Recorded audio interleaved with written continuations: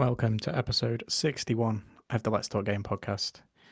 My name's Jamie. I'm joined as normal by Daniel and the man in the middle, Uncle Chunt, who's sitting in darkness today. He's broken light bulbs, not because he's a miserable cunt.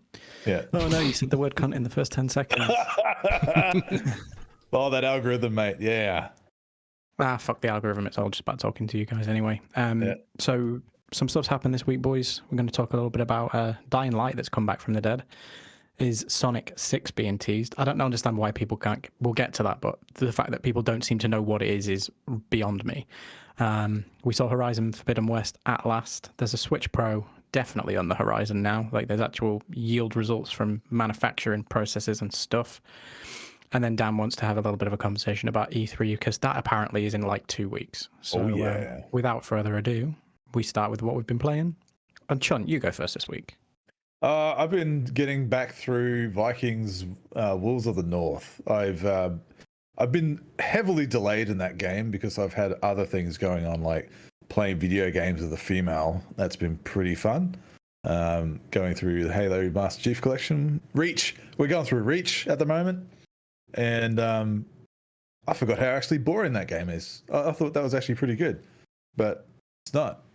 That's just my opinion anyway. But yeah, so just been bouncing between those at the moment. Yes. Done. Dan, what have you played this week other than Age of Empires? I did play Age of Empires just a couple of times. But no, it's NBA playoffs are happening right now. So 2K is back on the menu. I did play a little bit more Returnal. Didn't reach the boss in the third biome. Got pretty far in there, but yeah, these runs are definitely going to get a little bit longer each time. It's going to be a luck of the draw of what I get, but yeah, that's pretty much it for me. Short and sweet. Easy done. Yeah, much the same for me. I played a little bit more Returnal. Haven't reached the third boss yet. This biome seems, like I said, I think we said, biome 2, it's like, whoa, difficulty spike. 3 is just ridiculous. The enemy density in some of the rooms in this third biome are pretty outrageous. Also, have you noticed how the word biome is super fucking popular now? Like, I don't think I've ever said the word biome in my life until about 3 weeks ago, and now it's all over all of the video games. Monique and I watched literally a thing on Disney Plus last night, which is like Star Wars biomes was the name of the thing. It's just showing different biomes in the Star Wars universe. Word of the year is biome, apparently. So yeah, I played a little bit more. As I said, I haven't progressed any further either, Dan. I played a little bit of FIFA this week, but other than that, like literally nothing else. I've not had the time nor the desire really to play anything. After watching the Horizon stuff, which we will move into in a bit, I did download, because I had both games, right? So I had the original Horizon that came out. I think I bought that on the US store because when I was living in Australia. Like common knowledge, don't buy your games at Australian retail price. So I had it from the US store, and then I got the complete edition, and that was on my UK account. So my save file wasn't talking to the SKU properly. But they did that whole, you can have the complete edition for free. I must have gone in and redeemed it in March time. So I've actually got the complete edition, I think, on the same locale now as I have the original game. So I'm going to see if I can play the DLC, because that really got me in the mood for some Horizon watching that yesterday. But yeah, so what we've been playing has been really short. So let's just spin on in. We may as well start with Horizon then, because I've just mentioned it. Chunt, you're the outsider here. You haven't played the first game. How did it make you feel as someone who's not invested? And was you a wow amazeballs as me and Dan were? Oh, it's a stunning looking game. Absolutely beautiful. I was like, wow, if this is the shit that we got to look forward to, oh boy. It looks amazing. And yeah, look, I will say it did intrigue me to. I own the complete edition. I bought that back in the day for like $10 or something when it was on sale, and I just never got to it when I had my PS4. And I will eventually get a PS5. I think it's one of the generations where I'll jump in early instead of just leaving it until very late. I just have a feeling there's going to be a lot of experiences this generation that I don't want to miss out on. as far as games goes. And this one looks like it's going to be one of those. Pretty impressed by it. I don't understand how the light construct umbrella thingy, paraglider thing actually works or catches airflow or anything like that. But hey, video games. Yeah, very impressive. The facial animations, I was like, wow, that's kind of like Pixar shit. Like, I thought that was very impressive. I did go back and watch the 4K version of the gameplay after that on my screen here, and yeah, man, Christ, it's a stunner of a thing. So yeah, like, you guys know I'm not like a massive fan of delving into these games that are like towers everywhere and points on a map, and which I think the first one, by the sounds like, it's similar like that, like one of those Ubisoft games. Yeah. So yeah, it does turn me off a little bit, but I mean, I am very intrigued to go back and play it because I know you guys, you've talked about it at length and how excited you are when you talk about it. And Jamie, I know you've like, man, you really recommend that one. And it still looks good. Like I actually went back and found like another like high res quality version of the old game, the first one, just to kind of contrast and compare. And I was like, wow, this game still looks stunning on a PS4 Pro. So I can imagine. Has it got a bump for PS5? Do you guys know? No, not yet. No? Not yet. Well, I mean, the first game had dynamic resolution scaling, so you'd think running on the PS5's got more.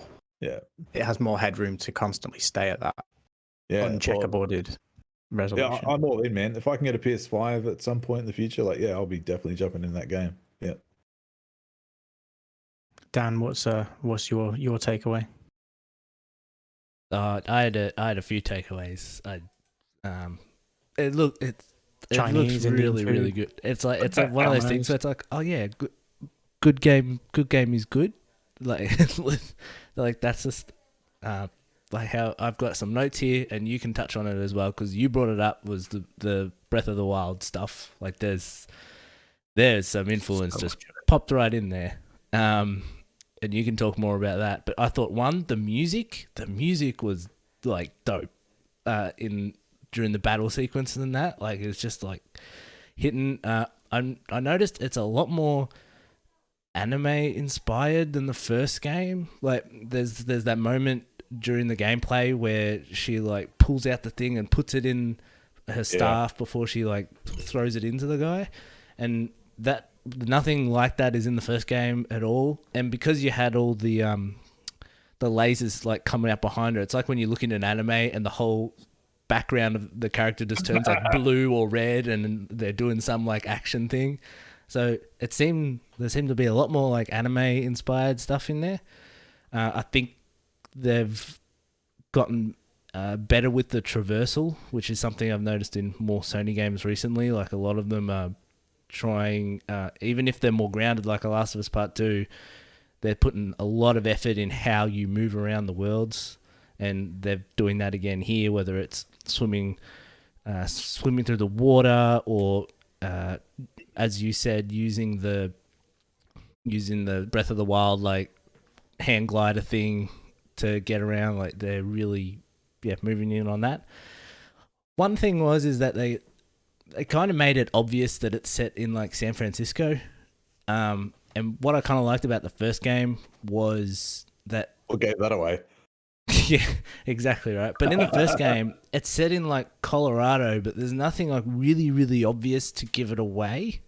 Whereas here, like you're on the beach and you see the Golden Gate thing, and that kind of takes me out of it because the first game you are just in another world basically. It is a future Earth, but there's nothing that really reminds you unless you really, really look hard. So those are the things that stood out to me.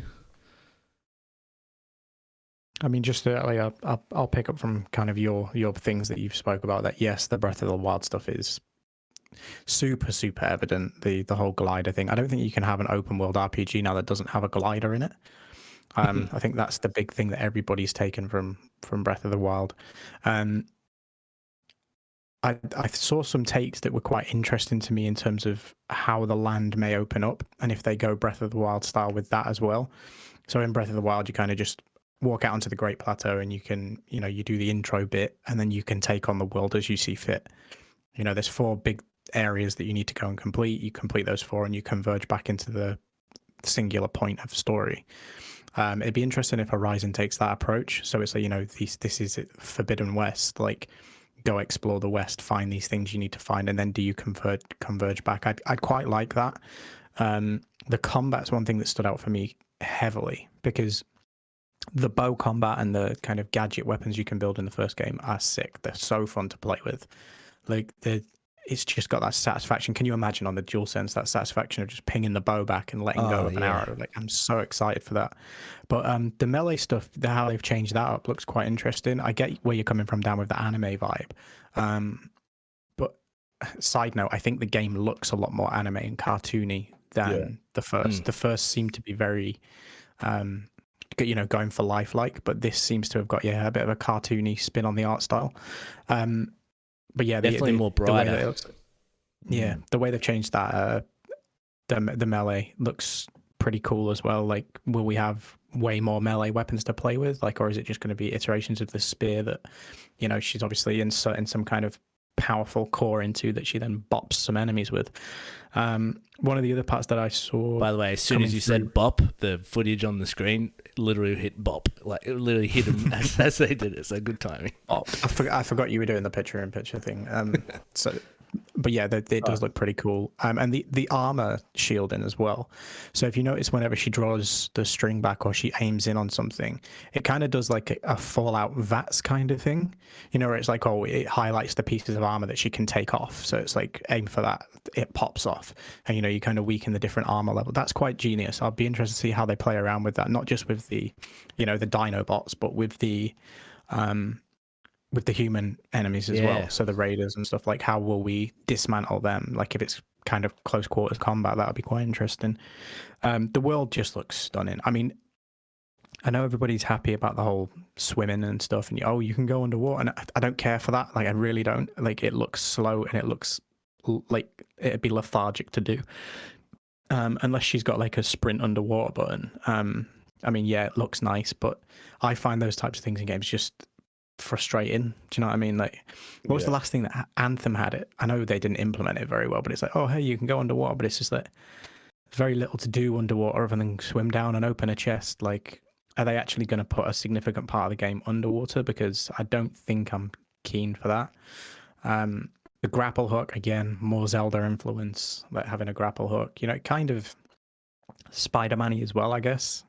Like, when she started using the grapple hook, it's like you've pulled a lot more from your other Sony IP as well as Breath of the Wild here. Like, it screamed Sony. It screams Sony exclusive. Like, I did think that, because obviously I'm still trying to get through Ghost of Tsushima, and like the sway on the plant life and stuff, and I was like, this all looks really familiar, and it's all Ghost, that it's the familiarity of it. So they're obviously not managing to escape that all of your games look and play the same. But no, Aloy's my favorite PlayStation character. I loved the first game, so I'm really excited for this one. I think the thing that stood out the most for me was no date.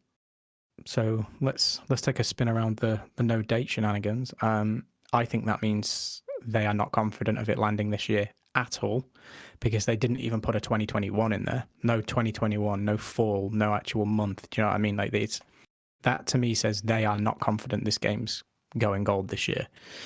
Chunt, what's your opinion on the whole date shenanigans? I mean, it's just another one. That's another one off the list that delays due to the world situation. I'm not surprised, to be honest. I mean, I'll be pleasantly surprised for everybody if it comes out for Christmas or whatever this year, but I'm not banking on that. I could probably see like March or April or something, 2022.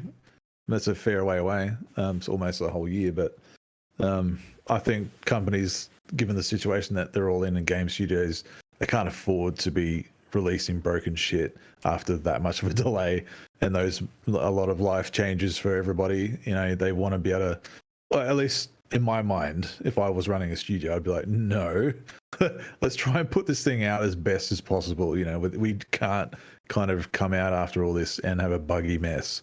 That's just how I see it. So March or April seems like a good fit to me anyway. Dan, what are you expecting date-wise? I know you're still this year. Yeah, well, the initial one came out in Feb, so I don't think they're afraid to put it to Feb if they have to. But I am 80 85% confident that it's definitely coming this year. Just based on, Sony don't reinvent the wheel very much. Like, they kind of want to stick to what works, and they always kind of have. And like last year, The Last of Us Part 2, like, their state of play was on the 27th of May and it came out on the 19th of June. And Ghost of Tsushima's state of play was on the 14th of May and came out it was meant to come out the 26th of June and got pushed to the 17th of July. So they're always within a couple of months. I had this feeling that if a release date was today, it would probably be July.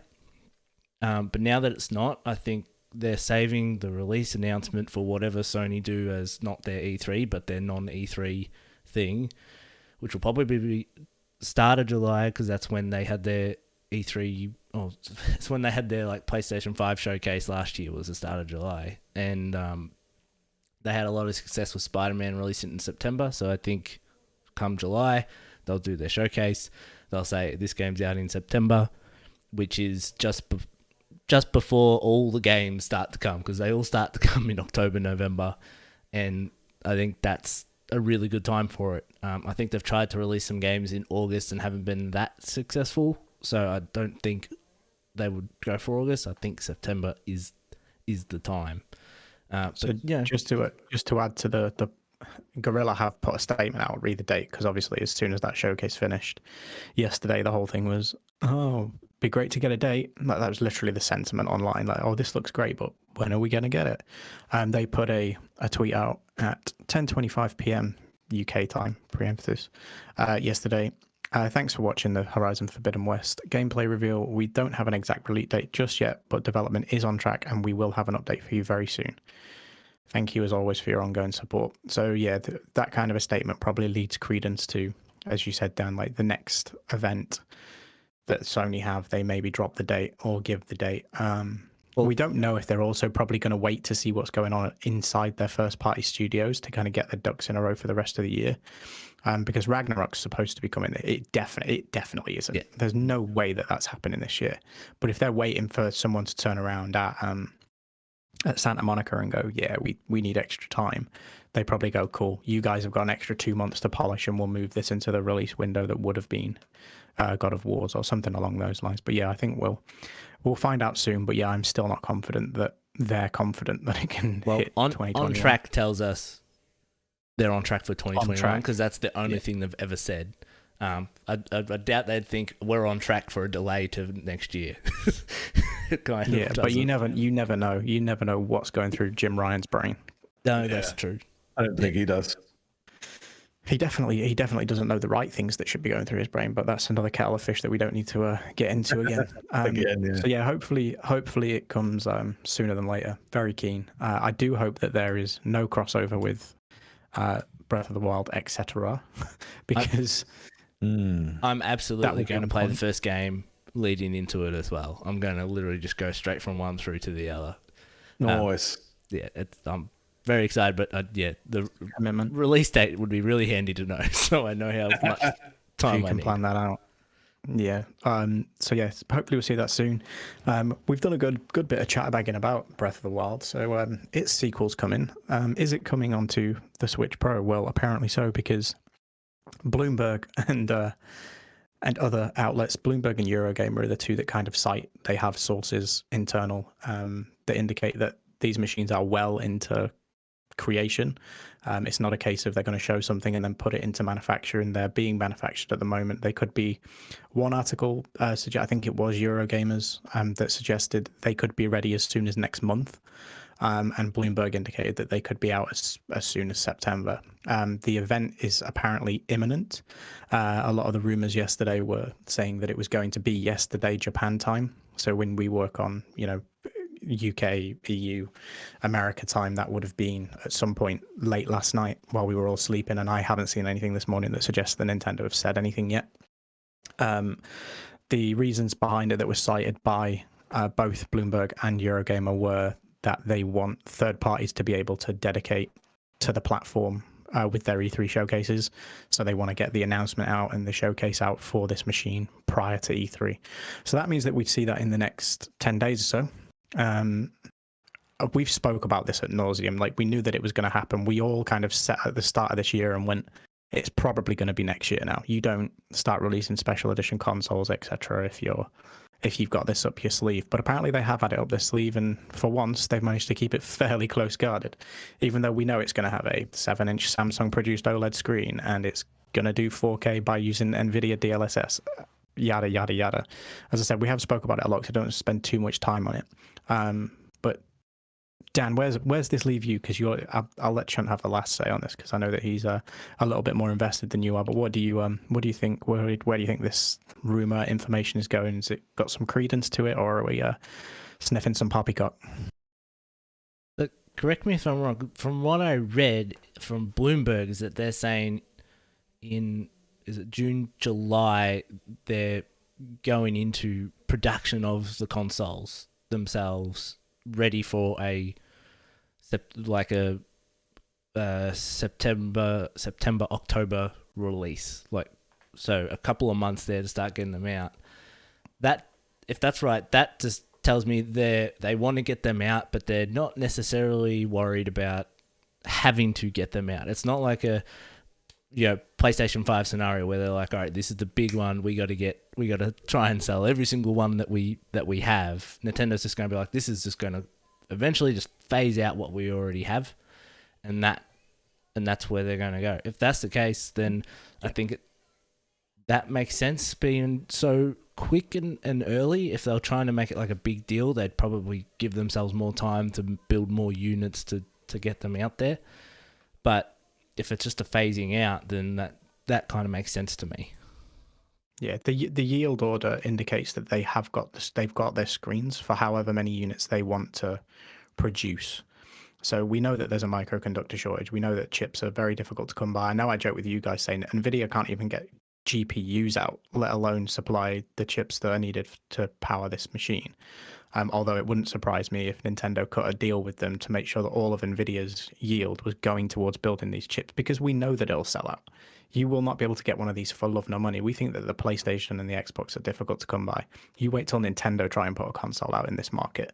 Like, you will not be able to get one.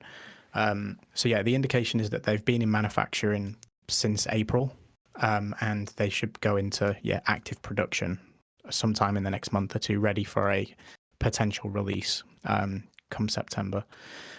Chunt, what's your vibe on it? Oh, look, new pieces of the hardware is exciting, particularly if it's something that I have my eye on and I will get at some point. I just want to play my Mario games as pretty as possible, That's what I really want.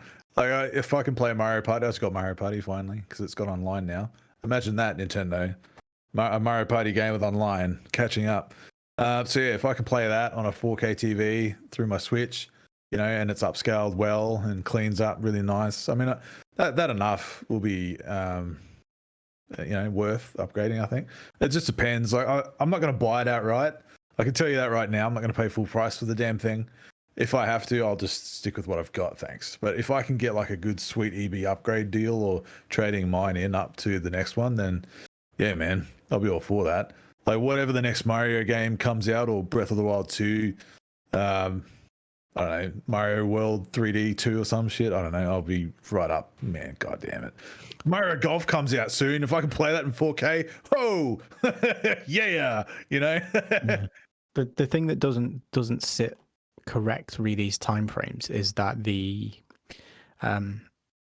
remaster of Skyward Sword is due in August. So you have to think that based on the Switch, and this isn't necessarily like, they would do it. Nintendo are the most unpredictable of all the platform holders. But you'd think that they want to launch this machine alongside Breath of the Wild 2, right? They want to have it like, it's coming out and this is the game that's coming with it. And you need it because it looks this fucking good. Like, that's got to be the vibe, they'll have it, it'll run at 60 frames a second. It will be pretty as all hell. Yes, it'll be using DLSS to upsample it to 4K, but they're going to use it as the thing to sell the machine. It's a system seller. So, like, they're going to do that. But these dates of September, can you see them doing this remaster of Skyward Sword and then 1 month later having another Zelda title come out? Because that to me sounds a bit odd. I think they'd be better waiting until the Christmas hype and trying to have the machine come down and have the. I get that they probably want to get Breath of the Wild 2 out this year, given it's the 30th anniversary of the franchise. So, be interested to see your takes on that. Dan, you first. Yeah, well, I don't think they have very high expectations on Skyward Sword. Like it is like just a HD remaster, or they're not. Yeah. They're not put a lot. There's not a lot of money behind the game, and I think they know there's going to be people that like that game and put money behind it, and that's fine. I tell you what will be really annoying, and I'd be really annoyed if I was someone from Sony, if 2017 Horizon comes out a week before Breath of the Wild and the Switch, and then if you tell me if my predictions are correct and Horizon comes out in September and Nintendo releases Switch Pro with another fucking Legend of Zelda in September, that would just destroy me. Anyway, they're just destined to be together, those two games. But I can, because as you said, Nintendo does strange things, and if they say, hey, you get a Legend of Zelda in August and you get a Legend of Zelda in September and we're celebrating the year, that kind of makes sense to me as a Nintendo thing. Maybe not as monetarily, but I don't think they also really care about what Skyward Sword does. They're just putting it out there for people. Chunt, what's your thoughts? Skyward Sword isn't anyone's favorite Zelda. It's just not. So I don't think that's going to be enough to push it.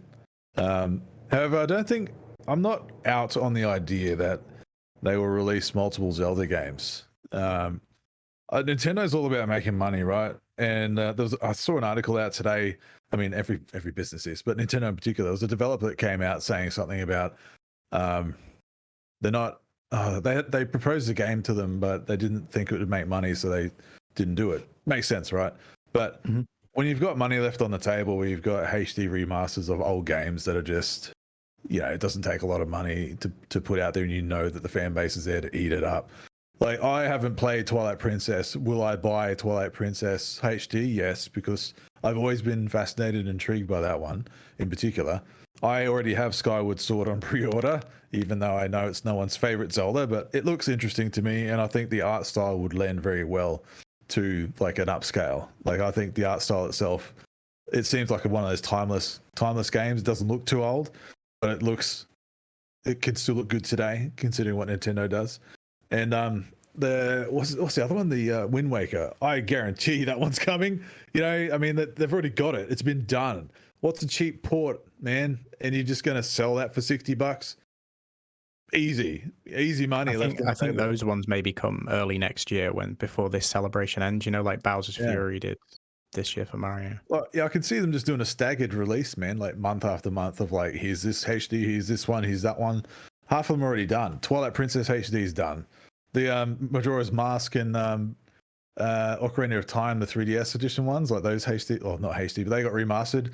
Might take a little bit of more dev money to kind of rejig it a little bit for current systems. But I mean, when you're offsetting everything else and you're making bank on all these other ones, why not put a little bit more to make that new for everyone else? There's just so much money left on the table for them, man. I just don't see why they wouldn't do that.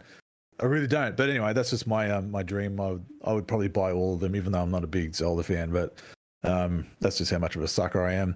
But look, I don't think there's much really that they can really push that console out for if it's not a Zelda game.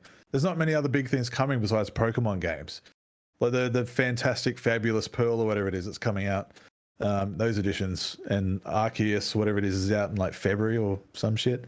So it's got to be around there some way. That Pokemon game, Arceus, whatever it is, that one looked framey and as like early as hell. I'm surprised it's coming out so soon. But if there was one game that could benefit from this new one, it's that.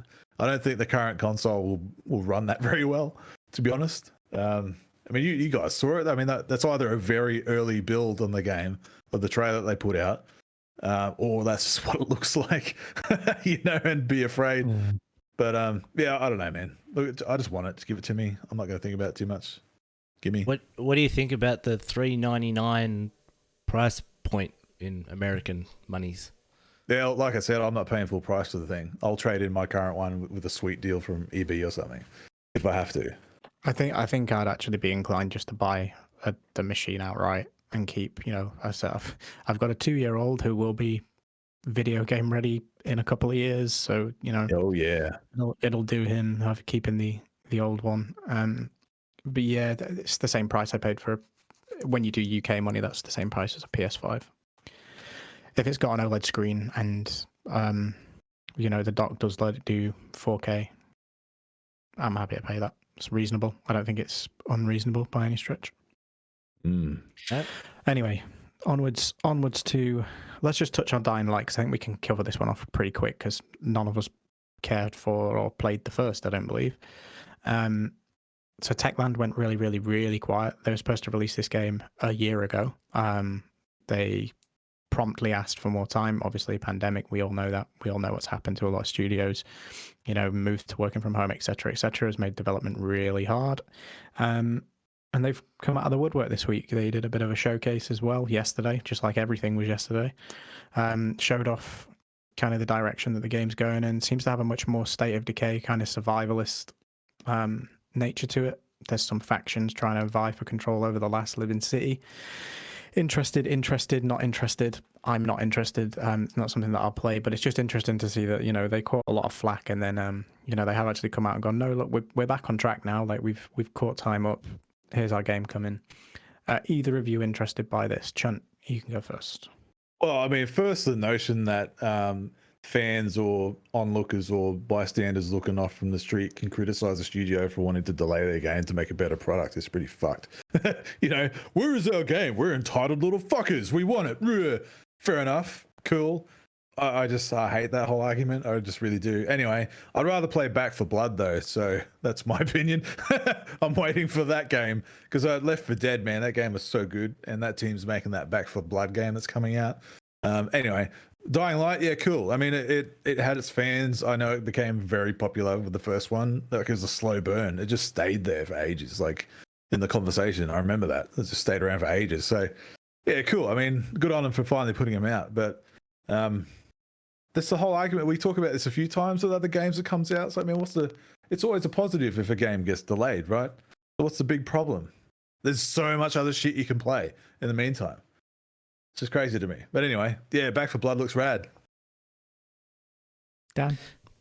Yeah, Dying Light. Dying Light was an interesting one because that was announced in like 2018, and I can't remember if it was that or if it was like a year later where they showed off like a preview of the game, and it was like really in depth. Like they were showing about how like the decisions you make affect how the world changes with what you do. So like, if you decide to go with this group, they'll open the waterways and all that, but it'll have a negative effect somewhere else. And if you got rid of all the water, you could really up the group that you're siding with, and they'll become stronger, and it'll help you out in different scenarios. So like they had this really in-depth thing of what they were doing with the sequel, and then it kind of just went quiet.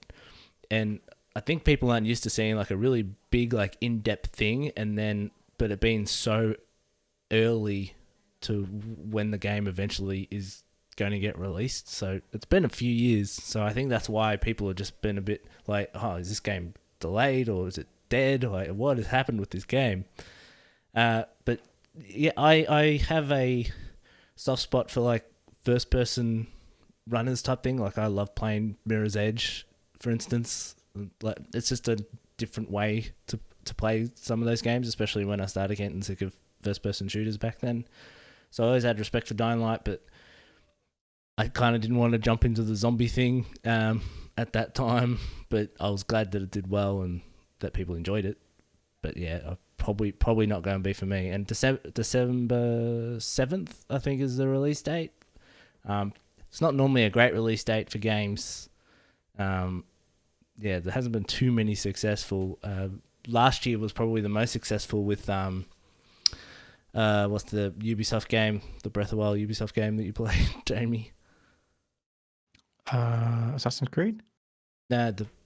Immortals Phoenix Rising. That's probably one of the most successful December games of all of them. So we'll see what happens. Just on your point there, Dan, about transparency with developers and how often they talk. It's always interesting when that comes up because you look at Rockstar, they never talk about what they're doing, and people just let them do that. Yeah, they might have earned that, but why are other studios held at different regards for like when they talk or how often they talk about their game or what their progress is? When you've got Cyberpunk coming out, where they spoke about that game ad nauseum for a whole year, and it came out looking like it did. I have no problem with the studio just like working on their shit and actually just speaking when they have something worth showing. I find that very interesting, and it just occurred to me when you were talking about that. But anyway, that's probably a whole other topic, and I've just wasted your time. Thank you. Fair dues. Final say on the matter. So, Chun, let's talk about something that you do know and care about. Your beloved little Sonic the Hedgehog. Yes. Yeah, he had an event yesterday as well. Everybody's getting events these days. I'll start this because I don't have too much to say about it, but I just thought it was super random. Like, nobody cares that much about Sonic to need that event. Like, it's like, oh, we're doing all these cool things, and hey, look, you can buy like necklaces with Sonic on them, and it's like, what are you doing? Like, what is the point of wasting people's time? The only interesting thing that came from that event, and yeah, if you can kind of do the kind of Cliff Notes chunk, because you probably know the names of all the stuff more than I do. You know about Prism and Colors Ultimate and all the rest of it that is coming from that event. But the big tease was for whatever Team Sonic's next project is. Now, he looks his usual self, and I say usual because not kind of new modern self, with his legs and his smile, and he doesn't look hairy. He looks like a pretty pristine, shiny little hedgehog. And he runs around some green grass. And to me, the pattern of the tree that he runs around is very clearly a 6. So whether it's considered the 6th proper game in the franchise or whatever it is they're building, that was the big tease. I'm not going to go to you, Chunk, because you're going to talk the most about it and have the most to say about it and know more about it than Dan and I do. So, Dan, you can go first. Yeah, don't give two shits. But yeah, Sonic's going to be around for a while. Kind of this little renewed enthusiasm about the game. Like, they've been re-releasing games from the past for a little while now. Then the movie came out and did very well. So we're going to get this probably for another few years. And if you like it, good on you. And not two shits. Chunt, take it away. Yeah, look, the general vibe I felt was about that too. One point I'll start with I found very funny was it's the 30th anniversary or some shit for Sonic, yet the main releases are next year. They couldn't get something worth putting out this year. However, in saying that, one thing I am happy about is Sonic Colors coming out. That was locked to the Wii, of all things. There's just some weird exclusivity deal that Nintendo had with Sonic and Sega back in the day. We had all these trash games coming out on the Wii, like Sonic and the Black Knight and Sonic and the Secret Rings and all this shit, where they made those in tandem with Sonic 06, which was the worst Sonic game ever made. It's just broken. It still is today. So to see Colors come back, I said in the chat earlier today, it's single-handedly the best modern Sonic game to date. Like, even better than, I would argue, better than Sonic Generations. I do value that game as being quite good. But yeah, more people need to play Sonic Colors. It's actually very good. So I'm looking forward to picking that up. And they had like a cartoon, whatever, cool. There's a Sonic collection coming out. I can't remember what it's called, but that was a no-brainer. And the big deal about that is because they're remaking them, or at least remastering them all in widescreen, and so they're not just going to be locked at 4:3. So I'm already like, ooh, yes, I'll have that. Thanks. I'll love to play those classic Sonic games in widescreen. And Sonic 3 is coming back. Now, the big deal about Sonic 3 coming back for sale, that's been removed from digital stores and all kinds of stuff for years because of a lawsuit and a disagreement and like credits that weren't really quite right when Michael Jackson wrote some of the music for Sonic 3, and he didn't want it. He wanted to retract his music, didn't like it, but they published the game anyway. So the physical games are all out there. I've got it on my shelf over there, but subsequent releases of that game had either music changed, from the tracks that he allegedly wrote, or they just pulled the game from sale altogether. So for this game to come back, that's a big deal for Sonic fans, because Sonic 3 is often sought as one of the best, or the best, Sonic games ever made. I would argue Mania at this point. But yeah, Sonic 3 and Knuckles is a complete game. They just were sold separately because they couldn't release them at the same time. So this whole collection that's coming out with Sonic CD on it as well, it's like the whole classic Sonic era in one kind of collection, and done with some good justice by the looks. I'm keen to see how that turns out. I haven't spoken about the new game yet, but there was something else. Yeah, all the other merchandise stuff I couldn't give two tosses about, like the bling and whatever else. Like, who gives a shit? Like, the kids that are playing Sonic games can't afford that crap anyway, you know? Anyway, minor detail. But yeah, the new game that's coming out, I did have some concern. The trailer reminded me of the teaser trailer for Sonic 06, which is that game, the infamous Sonic 06 game I dropped just before. That trailer is similar to the teaser for that game. So I'm already on like a road of like, oh God, like what is this? Like, are they just going to try and relaunch Sonic again, which is what that game was supposed to do? And you're right, the shape that he ran around looks like a 6. But towards the end of the trailer, looks like some like weird characters that looks like a word. And some people are trying to read into it too much, whether it's like Sonic Zap, like it looks like a ZAP, or ZAO, which is like a Zao, some weird character from another game called Freedom Planet, which was inspired by Sonic. I don't know if you guys have heard of that one, but it's all like intertwining with like Christian Whitehead, who made with him and his team that made Sonic Mania, and they have something to do with Freedom Planet and that crew and all this kind of shit. And Sonic and that game are kind of the same. Anyway, I was going right into the threads about it of like, what does that mean? What does this game is? Because no one knows what it is. But yeah, look, cool. I mean, I'm a Sonic fan. Obviously, I know way too much about it.